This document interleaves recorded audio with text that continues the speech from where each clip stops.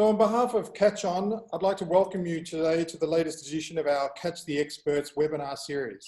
I'm Paul Calder, Director of Special Projects at CatchOn, and I have the pleasure of moderating today's discussion. During our conversation, we'll be exploring the impact the COVID-19 pandemic is having on the restaurant industry.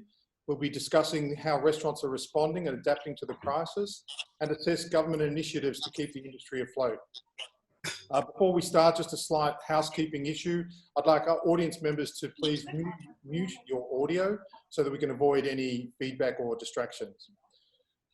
To help us navigate these uncharted waters, I'm joined by a global panel of influential restaurateurs and industry experts. We'll start in Bangkok. In Bangkok, Garima Arora is the executive chef and founder of Gar. In 2019, Garima was named Asia's best female chef and has the distinction of being the first Indian woman to earn a Michelin star. We're also honoured to welcome Peter Kreiner, CEO and partner of the Noma Group. Peter has been working alongside acclaimed chef Rene Redzepi since 2007 and oversees Noma in Copenhagen, arguably the world's most influential restaurant. Peter also manages Noma's sibling restaurants, including 108 and Bar. For a US perspective, I'd like to welcome Mark Canlis, a third-generation owner of the much-revered Canlis in Seattle. An icon of fine dining, the New York Times described Canlis as Seattle's finest, fanciest restaurant for over 60 years. Moving on to Hong Kong, Syed Asim Hussain is the co-founder of Black Sheep Restaurants. Launched in 2012, the hospitality group now operates 25 dining concepts in Hong Kong and recently expanded to Shanghai. In December 2018, Asim became the world's youngest restaurateur to hold 2 Michelin stars after his restaurants Ballon and the Punjab Club both earned 1 Michelin star. Also in Hong Kong, Alan Lowe is the co-founder and executive director of Classified Group, comprising 9 restaurants and cafes. He's also the co-founder of the Michelin-starred Duddell's Chinese restaurant. In Singapore, Lolik Peng is the founder of Unlisted Collection, which operates hotels and restaurants across Singapore, Shanghai, London, Sydney, and Dublin. His Singapore portfolio includes the Michelin-starred restaurant Zen, Bert Ends, and Nuri. So to all of our panelists, a very warm welcome, and we thank you for your time today. I just wanted to start by just getting a very overall sentiment from everybody. If you had to provide one word that describes the situation, the restaurant situation in your respective markets, what would that one word be? Mark, can I start with you? Sure. I would say this is challenging and dynamic. That's 2 words, sorry. Dynamic. No. We're not going to limit you to one. Are there penalties for doing more than one word? No, not at all, not at all. You're welcome to. Peng, what about if you had to describe one word? Turbulent. Turbulent, okay. Alan, do you have a word? Desperate. Desperate. Garima. I think I'm going to take all of these words that they've said already and I'm going to put in a 10 more because there's no one way to describe what's actually going on right now. Right, okay. Peter. Yeah, I agree with all of you, and I'll just add the word questioning as well. Sorry, what was the word? Questioning. Questioning, okay. And yeah, everybody, what is really happening, what is going to happen, and how will it look in the future, etc. Okay. And Asim. I think similar to what everyone else is saying. It's the Ferris wheel of emotion. On good days, we feel optimistic and resilient, and on bad days, doom. It's very difficult. Okay, so I think the general consensus seems to be one of uncertainty and a lot of anxiety. I think since we're at the start of the pandemic, we've seen a lot of restaurants change their business model and focus on takeaway and delivery services. Mark, your restaurant Canlis was among the first restaurants to pivot to takeaway and delivery. I suppose also because you were sort of right in the heart of it when Washington was one of the first cases of coronavirus in the US. In mid-March, you transitioned Canlis in a very radical way. Can you explain what your strategy was? Yeah, Paul, what we did was essentially look at the writing on the wall and just say, hey, let's start from scratch. And if we know that this whole environment is going to be different, what are the new rules of this environment? What are the rules that we have to play by? And what resources do we have at hand? So Canlis shut down in advance of the legal mandate to do so. We canceled a bunch of reservations, and then essentially opened up 3 new concepts with the goal of just trying to keep our staff employed and trying to navigate through sort of the turbulent times ahead. So we opened a takeout restaurant that served burgers and ice cream sandwiches and fries.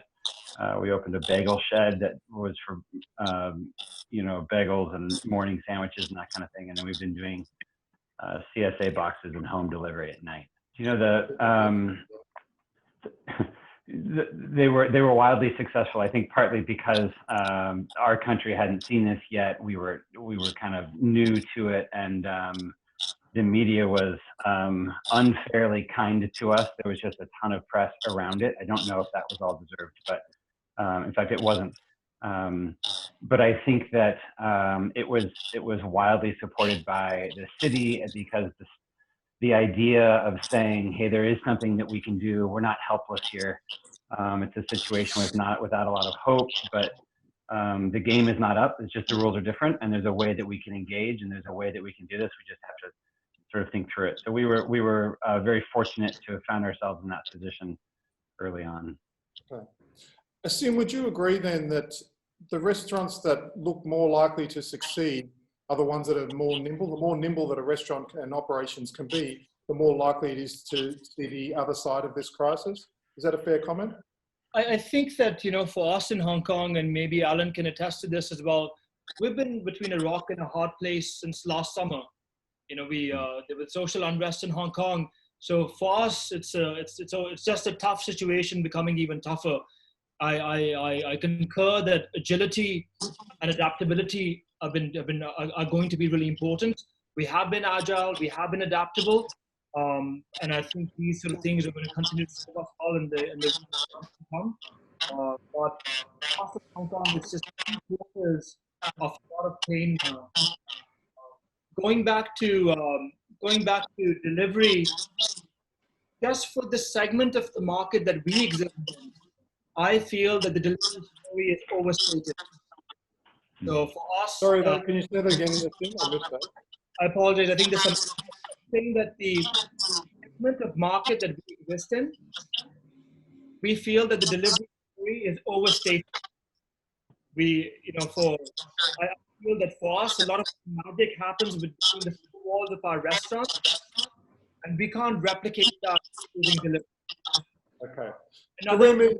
Another controversial opinion I have is that I think what delivery aggregators have been doing in Hong Kong, at least, is akin to profiteering. Yeah. You know, the is exorbitant, and it sounds very difficult for independent restaurateurs to do well. Yeah, and that's definitely something we want to talk about a bit later on, and we'll definitely cover that. Garima, when you shut down in the middle of March, did you consider a takeaway or delivery option? Yeah, I guess I think we were all taking it day by day, like we still are. And at that time, when we decided, of course, that this was a government-mandated move that we have to close down all restaurants and can only be open for delivery. Of course, our first instinct was to, change our format up a little bit and adapt to, the current situation. And I think it's also very, it's an emotional time when the other alternative is to close your existing business for an indefinite period of time. So there's a part of you that just wants to keep going in whatever way possible. But I think I had to take into account, more importantly, the health situation that was up ahead of us. It wasn't very clear how the government would have at that point dealt with, say, an increase or a massive spike in numbers, which luckily hasn't happened in Thailand yet. But at that point, we had no way of knowing. But the only thing I did know for sure was that when all of this is over, we all need to be healthy. And it was a difficult choice to make, but I think it was the right choice to make, that I decided to close down for the sake of my staff and also our guests at that point to not take on the delivery format. Sure. And Mark, it's interesting. I think yours is an interesting case study too, because I mean, you've gone from a fine dining restaurant, Canlis is obviously a fine dining restaurant, to a burger joint.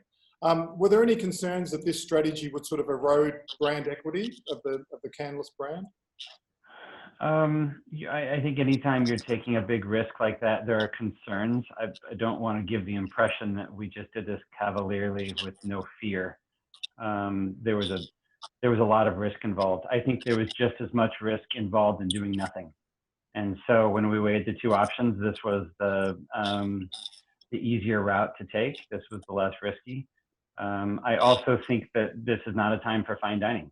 And as it turns out, right now, it's not even a time for dining at all. And so this was just one of the lifeboats that we could hop into, and we're fortunate enough to have a way to do so safely and to do so that that it was not in a saturated market, right? It was not, probably quite different from Hong Kong, but yeah, it was risky to do both. And I think this was just a mitigation of risk. And Peter, if I could turn to you, with Noma and the Noma group, when you closed Noma, obviously there was a lot of media coverage on the closure. Was takeaway or delivery or any other business model a consideration for you and your team? I'll say that when it came to Noma, we were, as soon as we could see how the coronavirus was hitting the world, we sat down and tried to develop plans of how would it be if it eventually would hit Denmark as well. We came up with a pretty long plan, also knowing, of course, that there's a lot of things we simply did not know. All of that said, we wanted to, similarly to what Garima said, our main concern being the staff, well-being, safety of our staff. And of course, also the fact that can we actually stay afloat and can we deliver what it is we want to deliver to our guests? The guests who've been traveling from far to get to Noma. We reached a point where the Danish government started to take some initiatives. The first thing was to shut down the schools.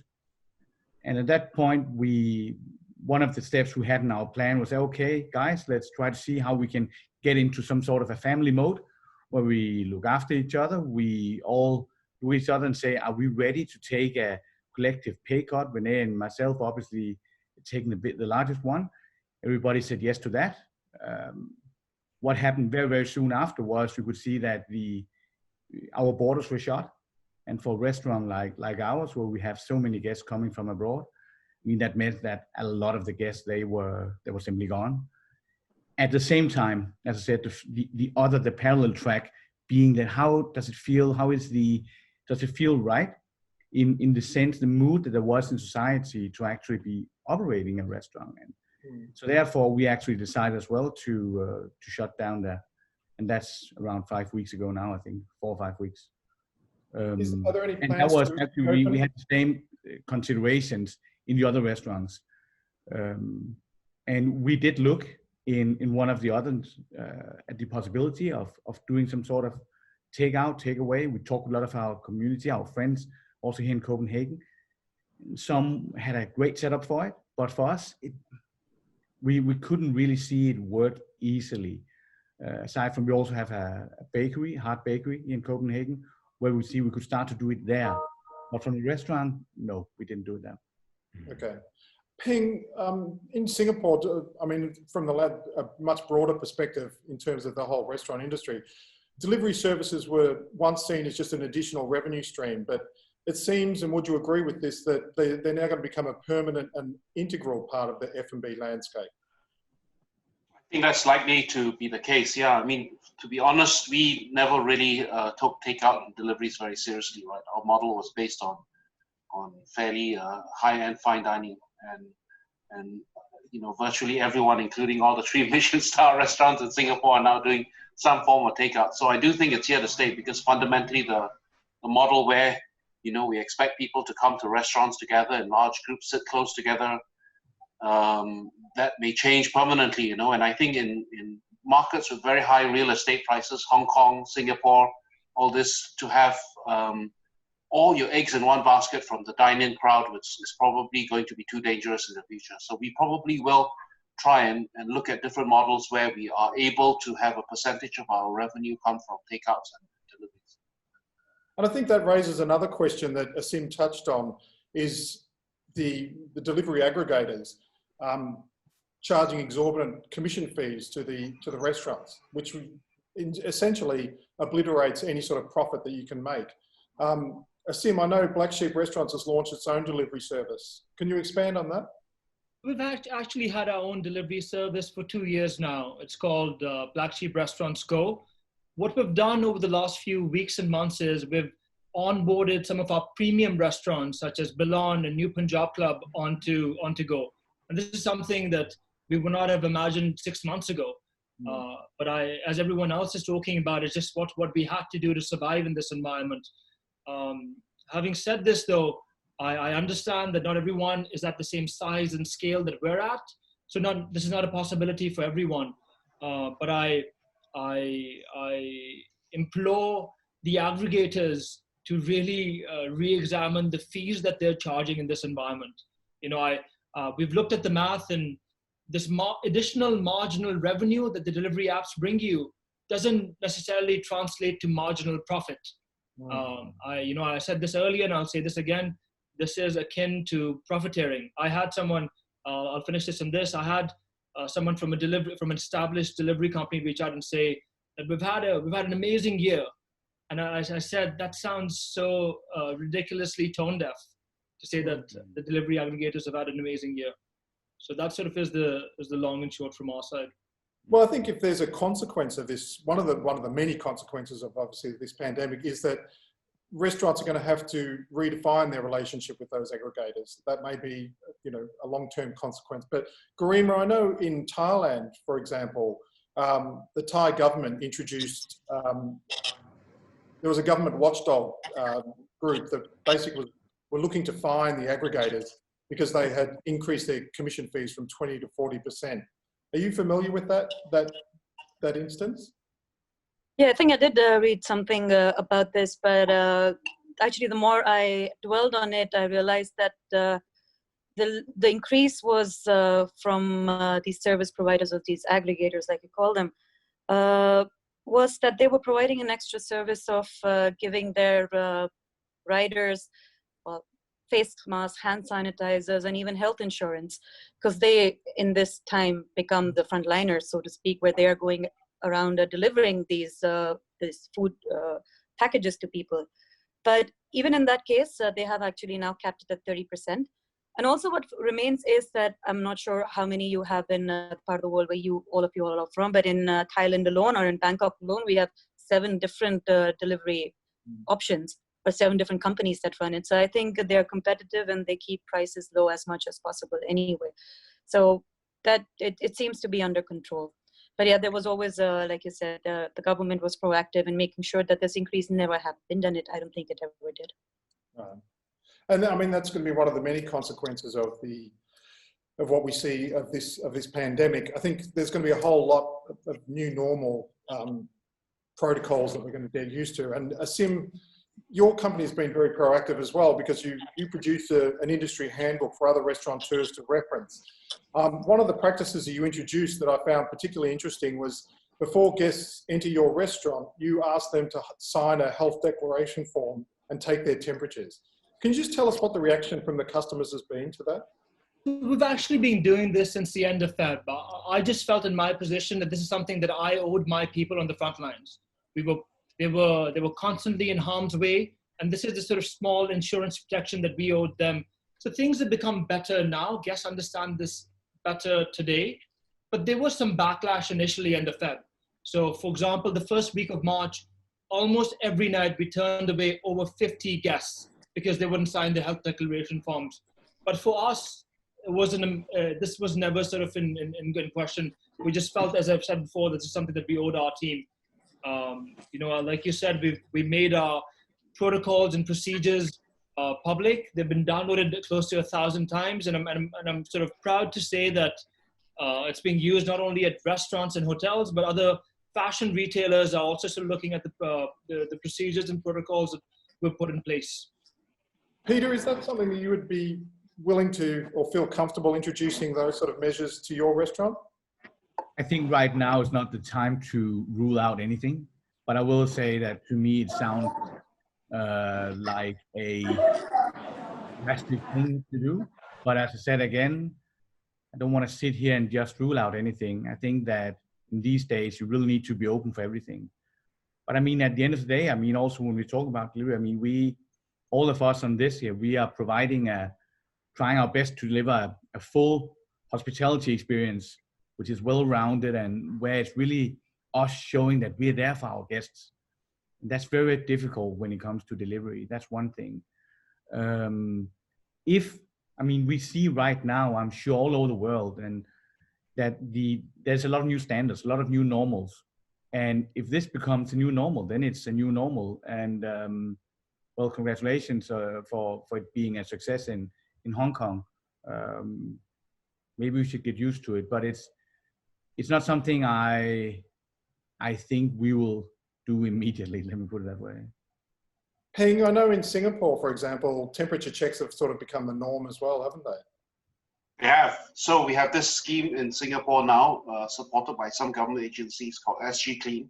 And one of the steps is you take the temperature of everyone coming into your restaurant and you do a similar health declaration. They have to say they haven't been to certain countries, things like that. Obviously, now that we've shut all the restaurants for dining customers, that no longer applies. But yes, we were doing it. And it's very likely those procedures will continue for the next 6 months at least when we are allowed to reopen. Right. And I know, as you said, the conditions are changing almost daily. Like we just have to be, as you said, Asim, being flexible is part of the winning strategy as well. And in Hong Kong, for example, the government has introduced strict social distancing regulations where the tables are set 1.5 meters apart and the bookings are limited to only groups of 4.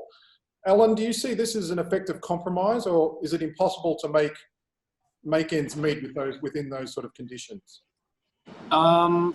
Unfortunately, I think the government is getting a lot of. I think a lot of the feedbacks they're getting are from the existing professional catering associations, which are consist mainly of kind of old school Chinese restaurants and kind of local cafe type of owners.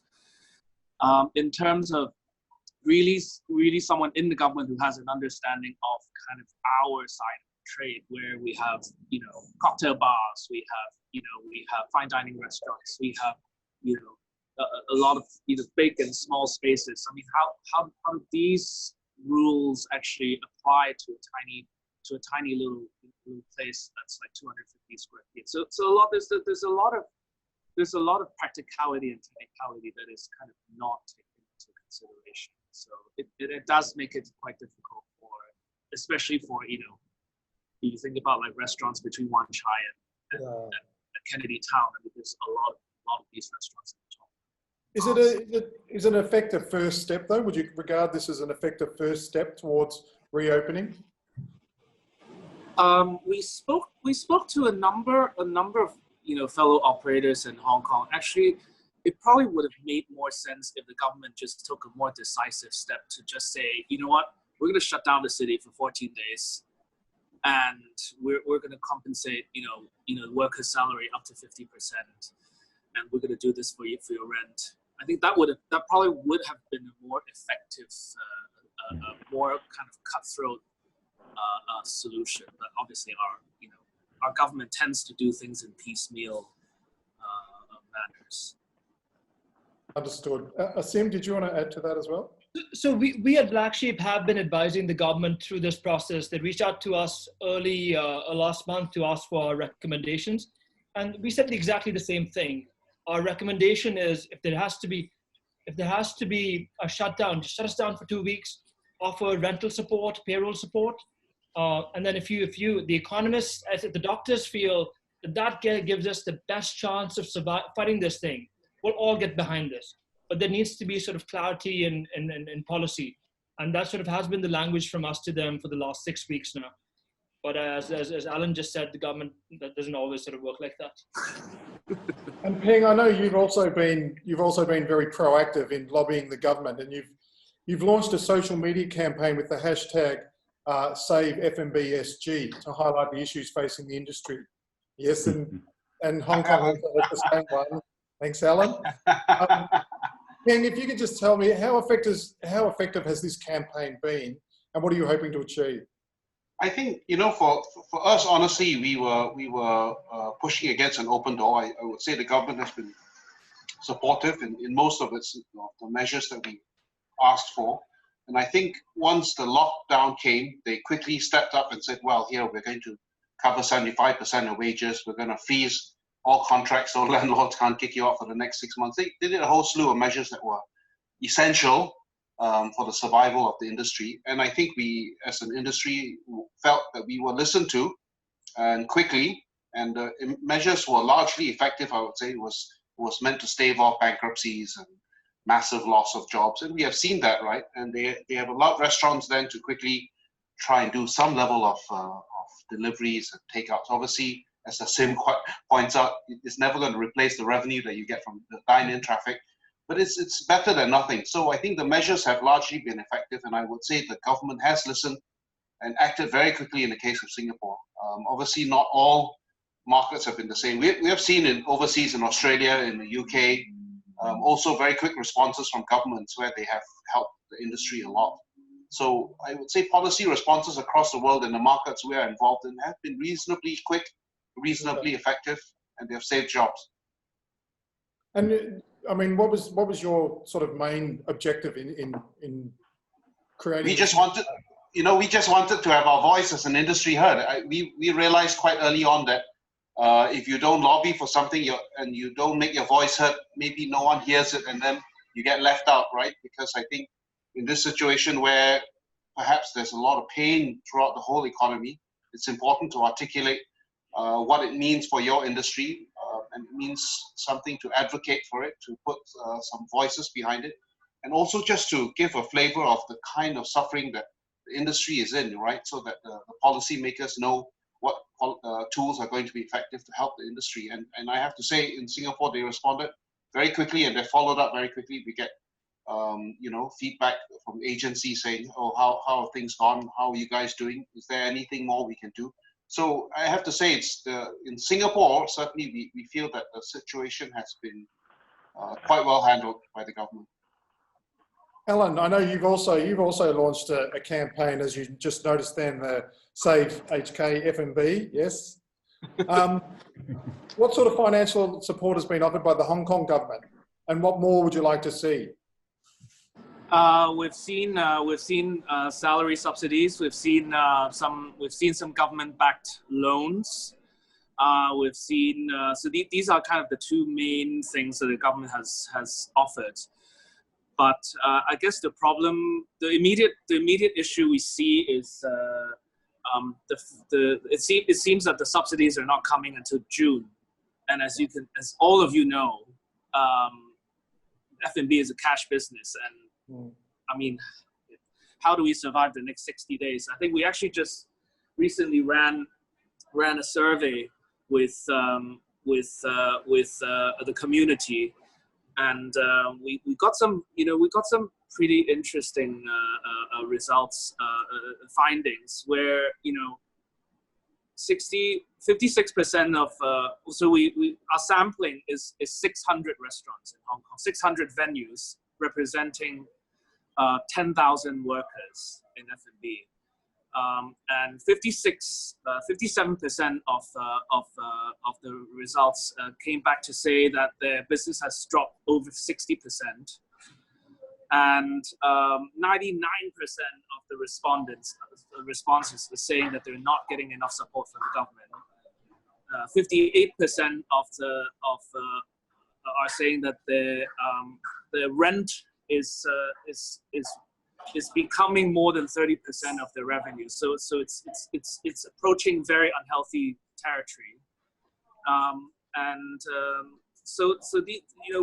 We're starting to we're looking at the situation where the government is trying to help, but then how much do they actually understand the urgency and the kind of the gravity of the situation? So it's okay. So I understand that obviously there's a lot more to do. So what's the most effective way to lobby the government then? How do you go about making that change? How do you go about getting those changes introduced? Well, I think this is the reason why we put the platform together, because as you know, you can obviously individual restaurants can write to the government, but I think as an unofficial coalition of 600 restaurants, 10,000 workers, I think that is a great start to really create a significant voice that the government simply cannot ignore. Okay. And we're talking about something that is so integral to Hong Kong, and a sector that employs over 250,000 people. So that is significant. If there is something that the Hong Kong government has done right, could you identify one thing that the government has done right by the industry? For the industry, well, I mean, I suppose the salary subsidy, which obviously has been done in a lot of different countries and cities around the world. I mean, that obviously will be the most helpful to the industry. It is a significant sum of money. It's not enough, but it is significant. And obviously, round one of the relief, the government also announced anywhere between 20 to 30,000 US dollars, $10,000 to $30,000 one-off relief to all restaurants as well. So that obviously is not a lot again, but then at least it sort of help you pay like 3 days rent and and maybe like a couple of suppliers. And Peter, it's a different story in Denmark, where the government has been incredibly generous, and the help package. But staff are paid by the hour. The help package, from our research, is that they'll receive 90% of their wage. Is that correct? Yes, it is correct. But I think the definition of if people are paid by the hour, I mean, effectively it also includes all of our staff who are not office workers, but who are working all our chefs and cooks and front of house team. So they're also including that, and yes, they are. So it is a salary compensation package where they're covering up to 90% with a cap of approximately 4,500 US dollars or 4,000 euros per month. So of course, the aim and the objective here is to keep as many still employed. We're happy to have accepted that. That's one initiative which I believe works. Another thing is that they have introduced a fixed cost compensation package as well, which can help cover rent and lease cost, etc. So not produce, but the fixed costs. And they have actually also, there's been a lot of the fees, taxes, and so on, VAT refunds and things have been pushed. So we actually, you can say from a liquidity point of view, it helps us quite a lot. And finally, and last but not least, I mean, they have also introduced access to loans where the government will actually support and help the banks. So the banks should be more willing to give business owners and also in our sector access to a loan, including us. So in that way, yes, it has helped. Moving forward, though, I will say there's still the big open question, say, when we do open, how do we then do it, and how will it then continue? And that's, I mean, that's something that obviously everybody in our trade, including ourselves, are thinking about, looking at, say, because is it going to be sort of a cold turkey, so from one day to the other we're facing reality, or how is it going to be? All of that said, I will say also I feel very, very fortunate that our government has supported us the way they have. Right. And you touched on this before, Peter, when you mentioned that people make long trips to visit Noma. Obviously, it's a destination restaurant. Obviously, going on further to that, Hong Kong, Singapore, and Bangkok are all tourist hubs, and a lot of the restaurants rely on the tourist market. Given the current bans on international travel, can we really see or expect a recovery given that while these bans are in place? Garima, do you have any thoughts on that? I think, Paul, this is probably one of the biggest takeaways for our industry here. Most of our restaurants, their primary, or most of our guests come from countries outside of Thailand, from Asia, from the US, from Europe. and that has been our major customer or guest base. But I think this is making everybody think that how long can we function like this?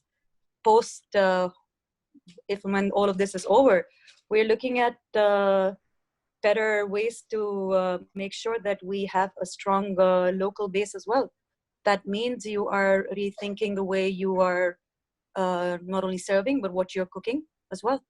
It's making sure that you have a strong local clientele which supports you in times like this. I think this is something that all of us are taking away. But on the other hand, 20% of the economy comes from tourists. So that's something to look not only in our industry, but overall in an economy like ours. And during this time of closure, is that the sort of questions you're asking yourselves now? Are you looking to sort of prepare when you reopen to market to the local diners? Is that something you're considering? Absolutely. My first question is, how many people are going to come out when this is over and pay $200 for a meal?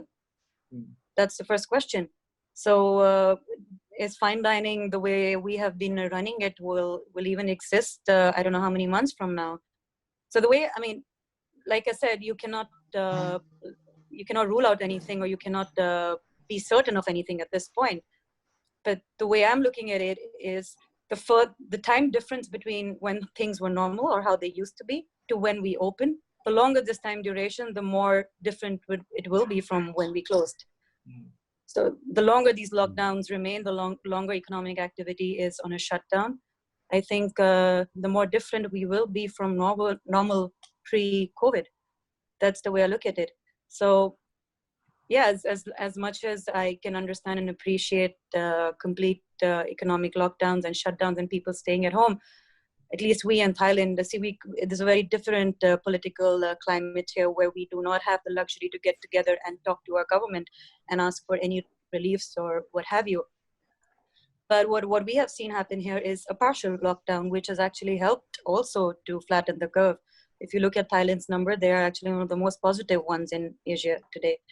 So, I mean, having said that, and this partial lockdown with certain amount of economic activity is still open, I think we have realized a good balance between the two. But like I said, it really depends how long this period of lockdown remains to actually see how different we will be from normal when we open up. That's right, yeah.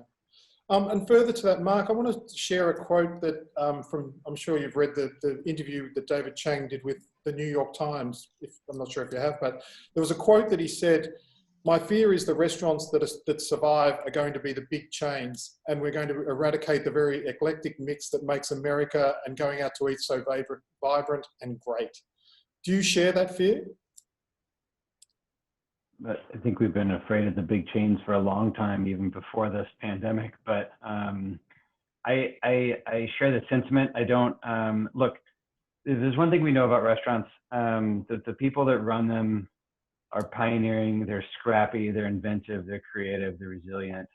You can't knock them down and expect them to stay there. And we also know that people have to eat. And so I think it's to me, it's less about forecasting what the landscape of restaurants and dining is going to look like in the future, because I don't have a crystal ball. I don't know how your guys is doing, but mine has been pretty broken lately. So to me, the question right now is, what can we be doing today? And that's the things that we're looking at with our team. In which ways can we be ready to move and be active and even pounce on an economy that is ready to come to dinner again? And in which ways are we being creative right now? In which ways are we thinking through our own processes, our own weaknesses, our own maybe dated systems or thinking? And I mean, the thing that we know about this is that it's an amazing excuse and opportunity to try new things and to explore a little bit. And I don't know of a single restaurant on the planet that couldn't use a step or two of brief respite and pause and strategy and planning, if not just for the business model itself, but certainly to look inward at its people, to take care of the relationships there within. And so we're just looking at strengthening those things, and then the market's going to do what it's going to do. People are going to show up to dinner or they're not. And regardless, someone's just has to have the attitude that says, let's figure this thing out, because there is a way through it. And I believe that wholeheartedly. Interesting. You mentioned, Mark, about reviewing your weaknesses and dated systems, etc. Given, in light of what we've experienced in the last two months or 3 months, especially for Asia, when things return to normal, would your company make provisions for cash flows in case of another crisis? Is that something that you would be now looking at and exploring? I don't know. To be totally honest, I don't think there's anything that we're not willing to explore right now. I mean, look, Canlis is 70 years old. So while we've never seen a pandemic or worldwide event like this, we've seen a lot. And I think with time, with age, you just start to realize that you always have something to learn. And it's our ability to adapt and to change that keeps anything relevant, whether that's speaking about us personally or speaking about our companies. That's the very thing that that warrants you mattering in the future. And I don't care where your restaurant is today. The question is, how are you going to get it to tomorrow? And that's the same question that all of us have been asking since we opened our places. And it's a question we continue to ask during this pandemic. So there's nothing not on the table for Canlis. And I don't know if that's just part of the scrappy, pioneering Seattle spirit, but I honestly think that's something that is transcendent to just people in this business around the world. I think that's just something innate in our nature, and we feel it viscerally. And yeah, look, the restaurant industry got caught on its heels. It was sucker punched and had the wind taken out of it. And I think maybe we felt it earlier than a lot of industries. Yes. That notwithstanding, I think we have the ability, the wherewithal to pull through this. It's not going to be easy. It's going to be difficult, but we can do that. Something else you mentioned, or you just touched on there, Mark, was also looking after your staff. And I know, Peter, you mentioned as well earlier in the discussion, you mentioned about Noma went into family mode. Can you tell us how you've been looking after your staff during this period? One thing we've done is, first and foremost, we have kept our staff on board. We have also, when we went into this family mode, we're actually on voluntary basis. There's a few of the chefs who are cooking a staff meal every day for the rest of the team, so they can come and pick it up at the restaurant to bring home and eat in their own home, a family meal. So just a nice home cooked meal, so to speak. On top of that, I mean, as late as yesterday, Renee, my colleague and friend, also told the world that we are launching a new initiative where we actually want to reach out and help people who have been former Noma people if they are in dire need of any kind. We will see if there's ways we can help. And so that's another thing we're doing. But back to our current staff, try and keep the spirits up high, try and keep them updated as well, communicating with them regularly, and echoing on what you said, Mark. I think that whatever the world looks like when we come out, we just have to be there. We need to be ready. And I can say from our side, I mean, and from our point of view, we are looking into everything, and we are ready and looking forward to actually to see how can we actually sort of apply what we do in new ways. So we're working on a number of different things and ideas on that. So I think it's all that. Can you give us a hint, Peter, on keeping the energy there and making sure that we don't just stand still. I don't think any of us on this call like to be just inactive.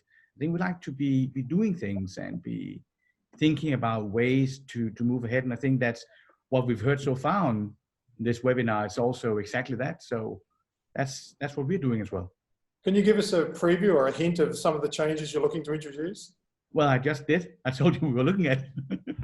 No, so I don't want to come with any spoilers right now. Okay, fair enough. Understand. Peng, how do you keep staff morale during this time? That must be a huge challenge. You know what? I think the biggest thing you can do is to be as transparent as you can at this point, right? I think most of them are aware of the challenges the industry is facing.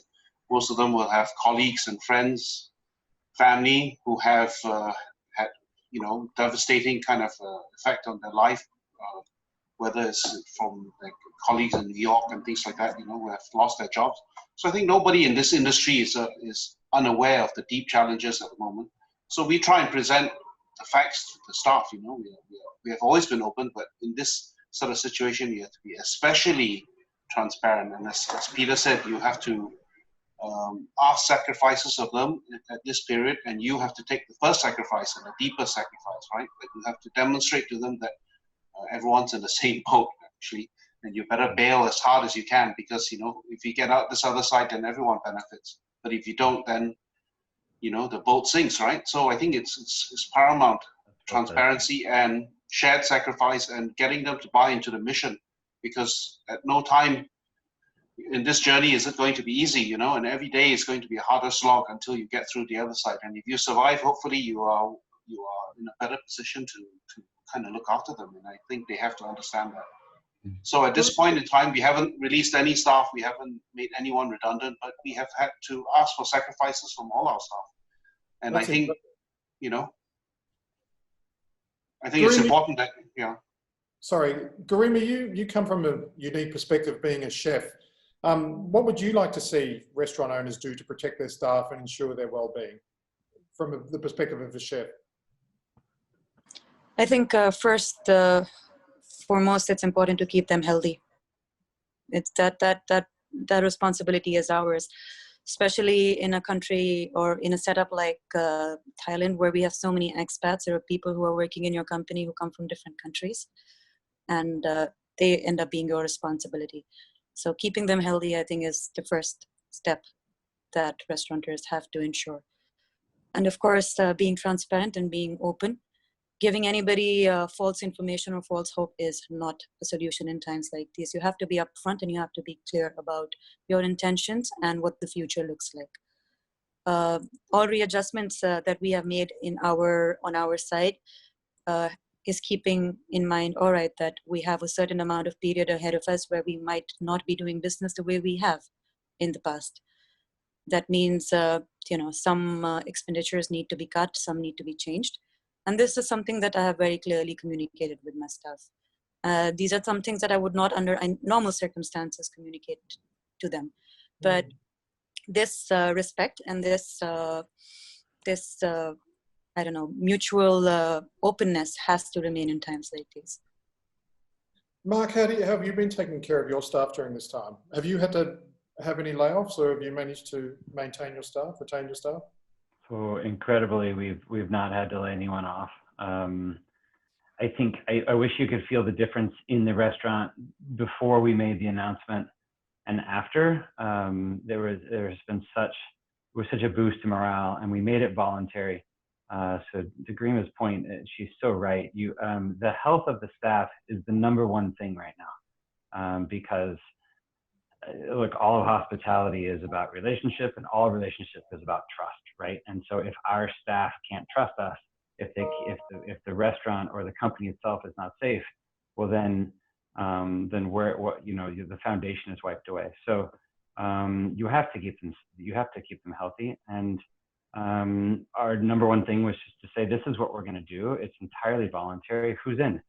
And everyone volunteered. Every single employee signed up for it. And so now that was also at a time before there was government relief, but some of the state relief, state and federal, was not as well known as it is today. But and I've had a few of the staff select just not to be in the restaurant, which I think is fine.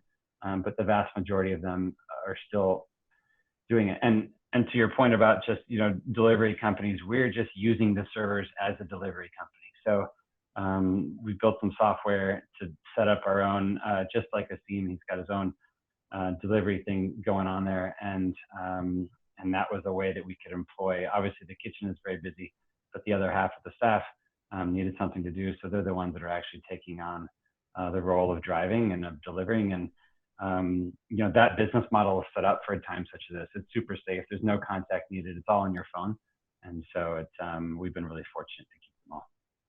Can I just ask, how quickly did you transition from obviously an iconic fine dining restaurant to a drive-in burger joint. What was that time period from initial discussions through to execution? 4 days. Wow. Okay. Yeah. So for the very first time, I was actually in New York City when it broke out in Seattle. We came back and met with the team and started to brainstorm a little bit about what this could look like. We kind of penciled out some ideas, and then as it evolved in the city, it started to become very apparent that this was for sure going to happen and it was going to be bad. And we pulled the trigger, and 4 days later opened it up. So it was I think that was a Thursday, and we opened up on a Monday, something like that. So it's a remarkable team of people, and I'm so thankful for them. Yeah. If I can turn the attention back to Asia, in particular Singapore and Hong Kong, where rents are astronomical. Alan, is it fair to say that rental assistance is the most crucial support restaurant operators need right now? For sure. I mean, it's one of the, from a real estate standpoint, it's one of the most cutthroat cities in the world. And, unfortunately, we the Hong Kong situation is unique in a sense where it has always been until a couple of months ago, for about 25, 30 years, it's always been very, very much a landlord's market. So tenants, especially small independent operators, have very little they can do to protect themselves. So it does put the sector into it's particularly small players into a very, very sticky situation. And Sim, then, I mean, we're talking about, lobbying the government. Obviously now another phase of that whole campaign is then lobbying landlords. How do restaurateurs gain the upper hand when it comes to dealing with landlords? This may be an unpopular answer, but I feel that it's very hard to regain or establish a position of prominence in this situation. So we, for example, have 50 commercial properties in Hong Kong. We've done good work over the last 8 years. I think by and large, we have good landlord relationships, and the landlord relationships that are strong, those folks have been more inclined to help us. Our landlord relationships that have not been as strong, those landlords have been less inclined to help us. So I think in our list of recommendations to the government, tenancy protection is number one on the list. I think that more than the landlords, we need to lobby the government to do what they can to protect independent restaurant and restaurant groups from bailiff protection. What's going to happen a few weeks from now is if you're late in rent, the bailiffs are going to be knocking on your door in Hong Kong. I don't know if this is true for other cities, but this definitely is true for Hong Kong. That's the sort of real protection that independent restaurateurs need, I feel. Peng, is it a similar situation in Singapore? So in Singapore, the government has just passed an act called the COVID-19 Temporary Measures Act, which for the next 6 months will prevent landlords from foreclosing on your lease, from seizing your assets, from taking any form of legal action against you, if you can show that you have been affected by COVID-19, right? So actually this, in effect, flips the balance of power to the tenants, and the landlord, if they were rational, and some of them are not, should, in that case, come and speak to the tenants for how they can help each other to survive over the next 6 months. Because if tenants decide not to pay for the next 6 months, actually there's very little the landlords can do. So I think Hong Kong's and Singapore's situation is similar, right? Because normally the landlord has the upper hand, and predominantly so. It's the weight of power on the landlord side is much, much greater than on the tenants. But in Singapore, the government has taken the legal action to flip the balance of power a little bit. And that has helped, certainly, in terms of the type of conversations you can have with your landlords. And I don't know whether it's the same in Hong Kong. It sounds like the Hong Kong government, which in normal circumstances is very beholden to the big landowners in Hong Kong. I don't know whether they've done a similar thing, but in Singapore now, the landlords are much more cooperative. Alan, unfortunately,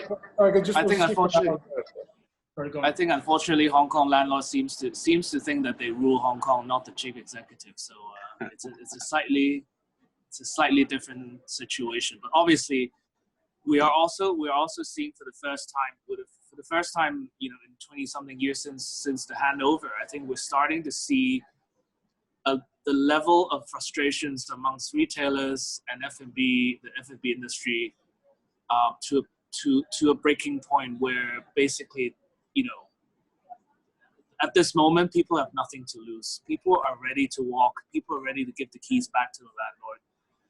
It is that bad. I mean, that's kind of tragic in itself, isn't it? I mean, you're going to use a huge, cultural, portion of Hong Kong if all of the restaurateurs just suddenly throw in the keys and just say, well, too hard. So, I mean, my question is, I understand that's a difficult situation. Sorry, I also feel that we've really established ourselves, Hong Kong at least, and I think same is true for Singapore, as an international dining destination, as an international dining city. Over the last 5-6 years especially, there are some amazing restaurateurs, world-class chefs, and I think we're at the risk of losing that. I think if that is not protected, and I think the same can be said for Garima and her work in Bangkok as well. We're at the risk of losing Singapore, Hong Kong, Bangkok as international dining destinations. And that sort of is a part of our gloss as a city. Absolutely, it's a part of the character of all of those cities. I couldn't agree more. Garima, would you like to comment on the landlord situation in Bangkok? Is it a similar situation? I mean, luckily we work on better margins as compared to Hong Kong and Singapore. I understand their rents are crazy high. So we have a better we have a better situation in those terms.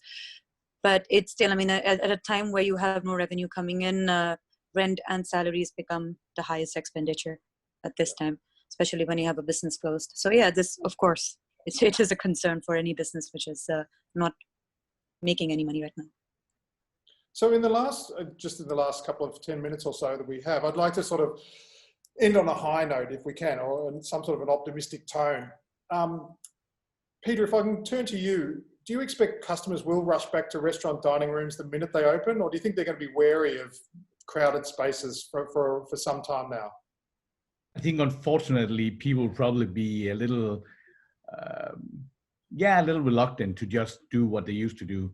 That said, I do believe it's up to us to create environments and setups and situations where people feel safe and where they actually want to go, where they want to go out and have a great time and enjoy themselves. So, no, I mean, and for us, we're still in a situation that the borders are closed. And I think obviously we will need to, we'll see a lot more Danish guests, we hope. And so that's one thing. But in general, as I said before, it's about us opening our doors, opening our places and say, welcome, please come in and see what we've created for you. And Peter, are you also taking on something that Garima mentioned is broadening the market that you appeal to? I mean, obviously you have a lot of international visitors, but is that something you're looking at then, is looking at the local market and how you can appeal more to them? Well, obviously that is one of the things we are thinking about. I mean, we are in a very similar situation to Garima, meaning that the majority of our guests, they used to at least come from countries which were not Denmark.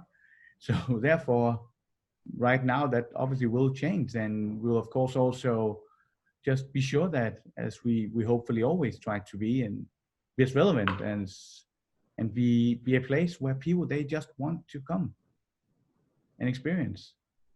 Mark, do you expect that there will also be that sort of customers rushing back to restaurants and dining rooms, or do you think there's going to be quite a bit of a transition time? And if there is, what sort of timeline are you looking at? I think rushing might be the wrong word. I think everyone is going to be craving it and will come back reticently. And I mean, yeah, everybody wants a timeline. Yeah, I don't have one. I mean, I think it's going to happen slowly, and I think our restaurants will look differently in terms of how crowded they are. But there are ways to come in and to be served safely, and there are ways to keep people distant.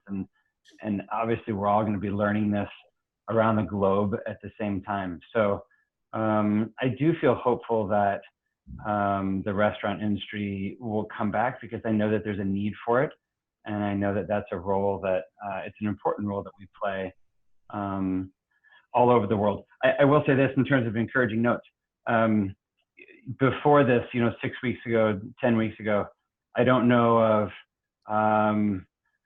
any of my peers who wouldn't have done anything to have more time with their kids, or any business leader who would have just done anything to have spare time to work on their company, to be learning, to be reading books, to be writing strategy and that kind of thing. So I think what you're going to see on the other side of this is a relationally stronger society. I think you're going to have families closer connected. And as we look across the country tonight, everyone's having dinner around their own tables. And that is, it's a good place to rebuild from. It's a good place to start from. And it is at the very birthplace of hospitality. So what it looks like and the timeline, no, we don't know. But will the need for it still be there? Yes, very strongly. I believe that. That's an interesting, you mentioned about the positive consequences of this crisis.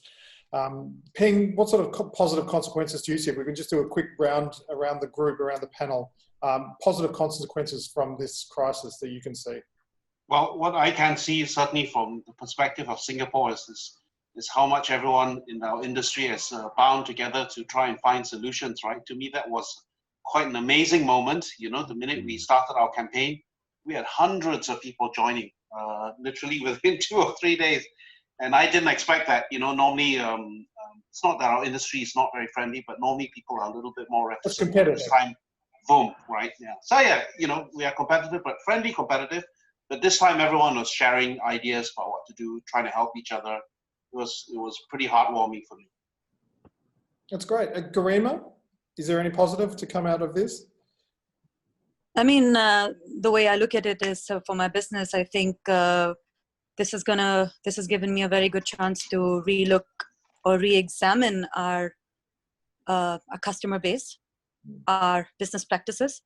I think it gives us a chance to overhaul all of those. And on the other side, I think we come up with a much stronger business that is able to withhold more such crises, hopefully in the future. I think going ahead, none of us are going to forget this anytime soon. And this is something we will always build into our business models, that, hey, there might be a time or there might be a chance where this could happen again. And if this were to happen again, I think we will be better prepared. And if we are better prepared, we are giving our employers, our employees, our guests, everybody a much stronger business to be part of. So I think that's sometimes when things go bad, you learn from them and you get stronger from them. And Peter, positive outcomes? Well, I think as the rest of the panel have already said, I mean, it is a chance also to reevaluate and look at everything you do.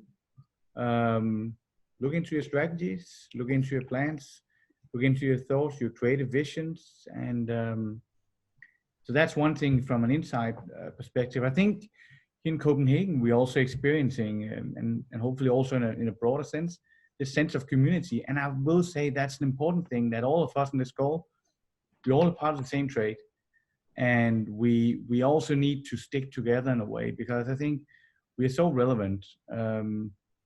When the guests, when they will get back, or in which shape and form and how we will do it, we all need to eat. We all love to provide service. We all love to be in this business. We've all chosen it. So I think we need to take this break and just try to see how we can develop some new and positive things out of it. I think we have to. I think it's our obligation, both towards ourselves, our staff, our customers, guests, etc. All the partners, all the people we work with, we're part of value chains. That's all the people we shouldn't forget. All those who are used to selling their precious ingredients and the produce to us, they're also suffering right now because all of us are. Asim? So here I think is the good news. The good news is that restaurants are not going out of fashion. For me, I would argue that restaurants will be even more important when all is said and done. Restaurants for me are the last non-digital frontier. I often say restaurants and churches. So the good news for all of us is that restaurants are not going out of fashion. We just have to understand what the new world order looks like. And I think the smartest ones, the successful ones, figure that out and then build strategies around that. And Alan, last.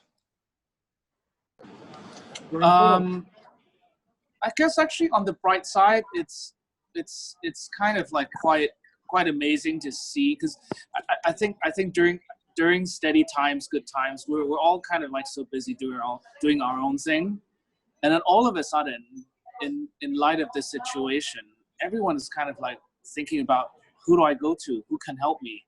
And this support system this kind of like everyone coming together, it's probably the beginning of something, hopefully, that is going to be quite exciting, where, the industry, where, restaurant and bar owners can help each other, not just to get through the current crisis, but also down the road, whether we can make the scene even more exciting.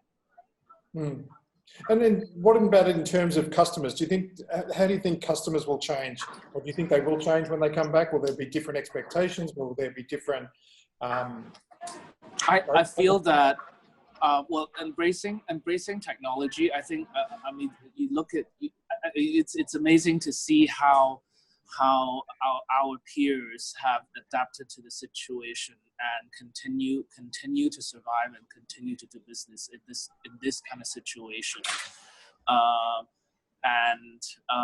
guess also, looking at what could possibly be a new normal, where you start to see less traveling, maybe less destination traveling, and more focus on your local clientele. I think this is kind of probably something to look at in the future, especially for a lot of these international gateways restaurants, where you count on a lot of international clientele. I mean, it may or may not come back. Can I just ask all the panelists as a last question then? Mark, if you can answer that, how do you think the customers will change when they're back? They'll be hungrier and they'll be ready for us to do the cooking. Obviously travel is going to influence that for any of us that rely on tourism and that kind of thing.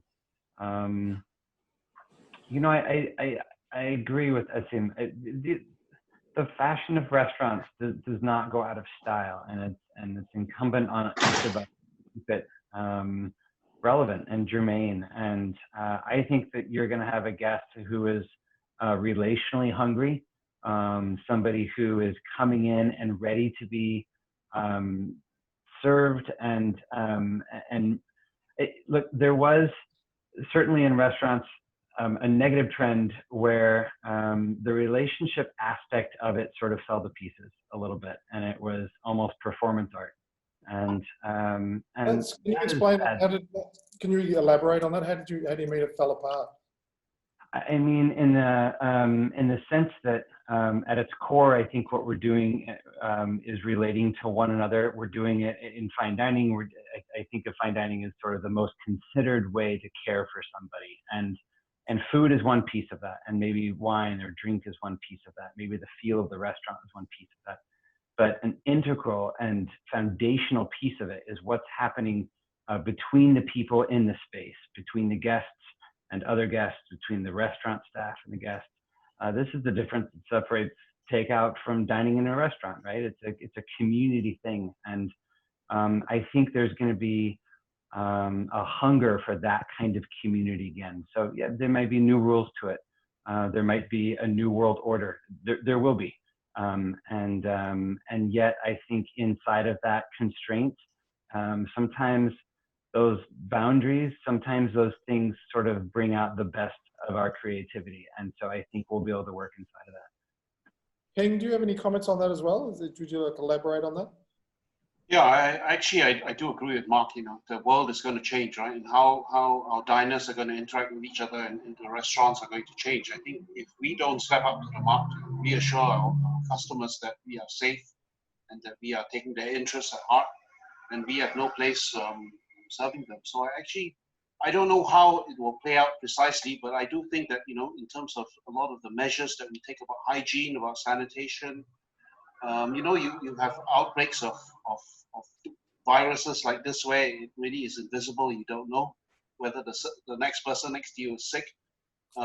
It's not going to go away. I think this is going to leave deep scars, and we have to find a way of segregating restaurants, perhaps doing more sort of social distancing, maybe having certain barriers in place that reassure customers. I have no doubt that the way we operate at some level, some fundamental level, will have to change. You know, do we have a large dining room with 200 people rubbing shoulders? I think that some of that's going to change. Peter, your thoughts? Well, I agree very much with Mark and Peng. Of course, I first and foremost hope the guests will be very hungry when they get back. That aside, yes, it'll be different guests. I mean, all of us on the call, we're also diners as well. How will our approach be ourselves? I think we'll all be affected by some of the measures we've all seen, tried, the social distancing, all of that. So yes, it's going to be exciting. I think we just need to remain adaptable and flexible in the way we provide what we do, and at the same time also be prepared for new ways that the guest will react when it comes to that. And Asim, I think you've already started doing that with your health declaration forms, etc. What do you see as the future for the customers? I'll be honest, I'm not sure, but I think it is going to be different. I think anyone waiting for things to go back to normal, things are never going back to normal. We're never going to go back to 2019, 2018. I think and I know this is something that Black Sheep is doing right now with our leadership team. We're trying to understand what the new world is going to look like and how in this sort of new world are we going to serve our guests. Lo spoke about social distancing in the restaurants. I think that maybe is here to stay for the next few years. So sort of how do we exist within that parameters is the question to answer, especially in cities like Hong Kong and Singapore, where real estate is at a premium. You know, we can't sort of have larger restaurants because larger restaurants means that you have to sort of fork out a lot more cash. So I just know that things are going to be difficult and different, and we have to figure out what exactly that means. Garima, I'll give you the final word. Well, I have to echo what everybody else is saying. One thing is for sure, we all agree restaurants are here to stay. We're not going anywhere anytime soon. I mean, the joy and romance of going out for a meal, a home delivered box doesn't cut it. Absolutely not. So I think once these restrictions are lifted, I'm positive people will look to go out more than ever. But yes, your traditional dining room might not look the same. It might look very different from what we left it, say, a couple of months ago before we all closed down. So yeah, that's something that we need to consider. And it's too early for anybody to say what that dining room might look like. But I think Asim is right. It's not going to be what it was a month ago, definitely. Thank you so much to all of you. I hope you enjoyed the chat as much as we did. That concludes our Catch the Experts webinar. I'd like to thank each of our panelists, Garima, Peter, Asim, Alan, Mark and Peng, for their time as well as your valuable insights. Thank you very much for your time, much appreciated. We've tried to answer as many of your questions as possible. Obviously we couldn't get to all of them, but if you have missed any of the information, we'll be posting this video on our website and YouTube channel, along with some of the key takeaways from the discussion. So you can visit us at www.catchonco.com. And our next webinar will be on the 24th, Friday the 24th of April. So you can log on at CatchOn website. Thank you to everyone again for your time and your insights. Very valuable. Much appreciated. Thank you.